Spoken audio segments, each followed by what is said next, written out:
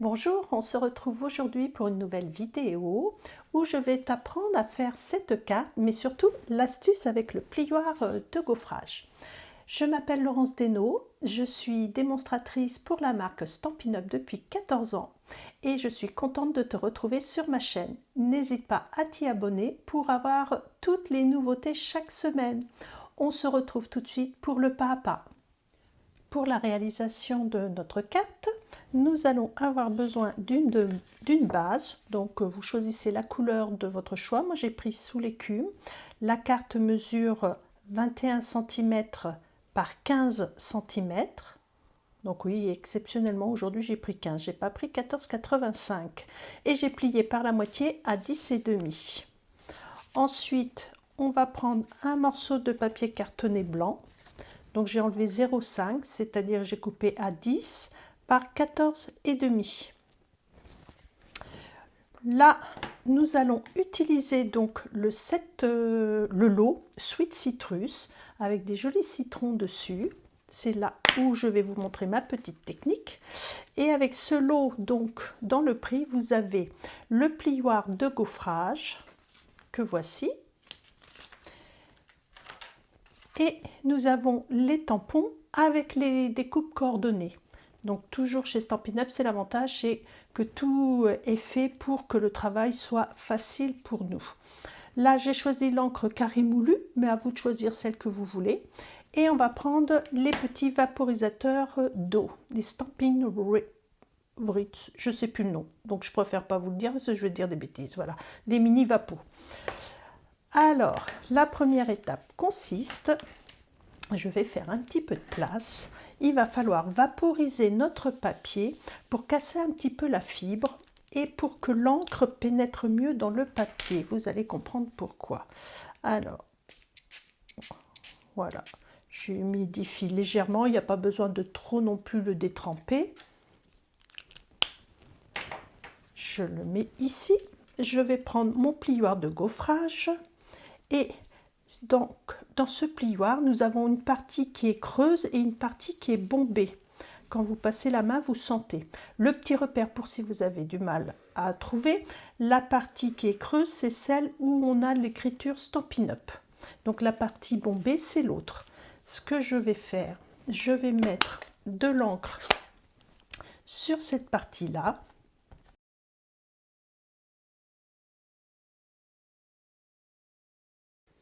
À l'intérieur, voilà.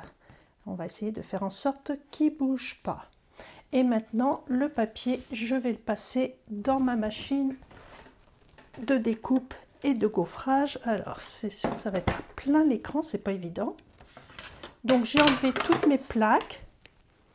Je mets mon plioir de gaufrage et je rajoute celle-ci, qui est la numéro 4.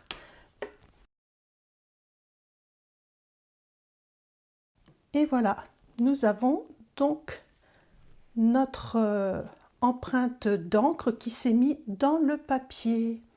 Et de l'autre côté, c'est resté blanc naturellement.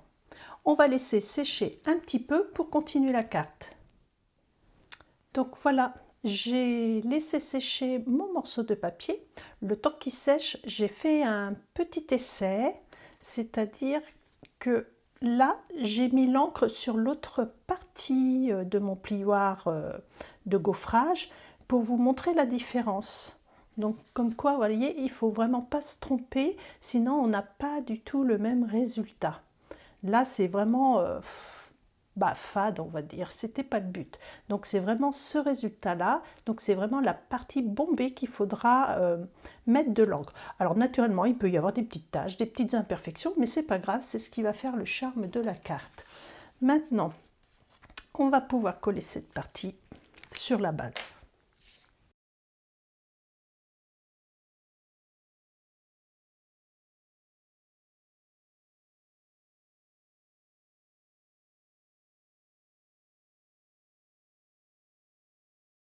Pendant que ça sèche, on va faire des petits branchages.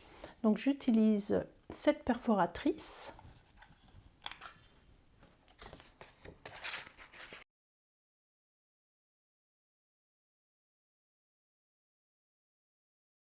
Ce que j'ai préparé également, c'est j'ai fait mon texte donc sur un papier vert jardin.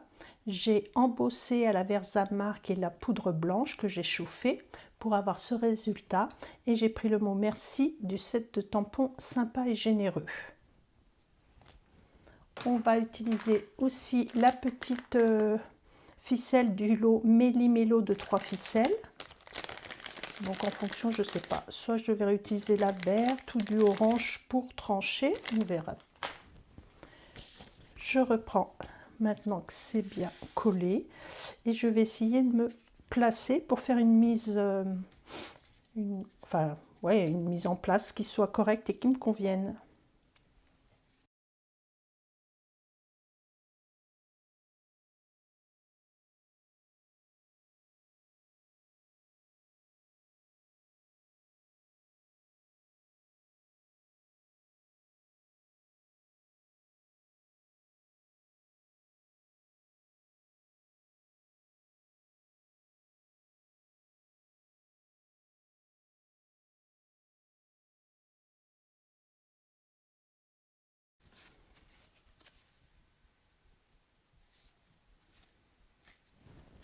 Alors comme toujours, vous savez que j'aime bien rajouter des petits brillants. Donc là, ce sont l'assortiment des pois lustrés et je trouve que le jaune est vraiment sympathique. On va pouvoir en mettre quelques-uns.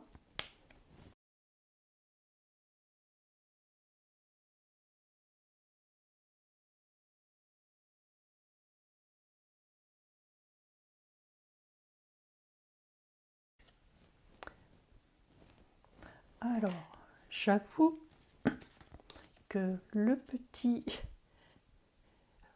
petite ficelle Kirby, ça m'énerve. Donc tant pis, on va tenter quelque chose de tout pour le tout. Et voilà, on va couper, on va faire différemment. Ça va faire des petits morceaux, hop, qui s'échappent juste comme ça. Et je trouve que c'est beaucoup plus joli. Allez, n'hésitez pas à me mettre un petit pouce si l'astuce que je vous ai présentée avec le plieur de gaufrage vous a plu. Et laissez-moi un commentaire également. On se dit à la semaine prochaine. Bye bye.